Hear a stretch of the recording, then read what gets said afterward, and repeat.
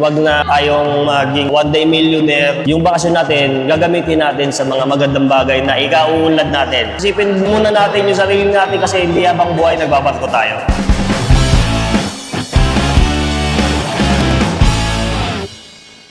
Hi guys, I'm here with Ruth, So, anong profession mo ngayon? seafarer.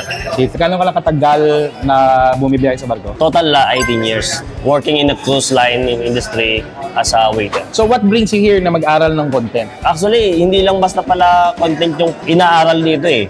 It's know your purpose as a content Nice. creator. Saka know yourself. Napaka siksik liglig nga ng topic eh. Saka yung learnings, napaka importante yan. Na-amaze kasi ako, nilipad, sabi mo, babiyahe ka pa ulit.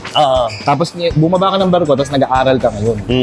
So, what inspires you to mag-aral pa more? Kasi meron akong community ng mga seafarer. Gusto ko ma-share sa kanila yung mga bagay na dapat nilang malaman bilang ikaw as a person, saka ano magiging purpose mo sa ating community, sa bansa natin. So, kung mapapanood ka ngayon ng mga seafarer, anong message mo sa kanila? Ang message ko, alagaan nila yung sarili nila kasi napaka-importante ng health natin sa ating piniling profession. At saka siyempre, wag na tayong maging one day millionaire kasi pag uuwian usually, malilibre ng ganito, bibili ng ganyan.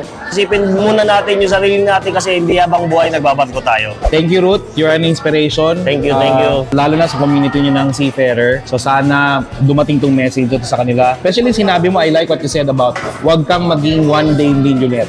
Kasi nakikilala natin yung mga seafarer, mag-iipon ng todo, tapos gagastos ng pagbaba. Diba? Wala nang iipon. So ikaw, anong ginagawa mo to prevent that? So katulad dito, sa atin ng seminar, baka mayroon akong ma-adapt na bagong pwede makatulong sa sarili ko, sa business. Kasi dapat yung bakasyon natin, gagamitin natin sa mga magandang bagay na ikauunlad natin. So you heard it, 18 years, seafarer, and waiter. Pero nag-aaral pa siya ngayon. Ikaw, kailan ka mag-aaral?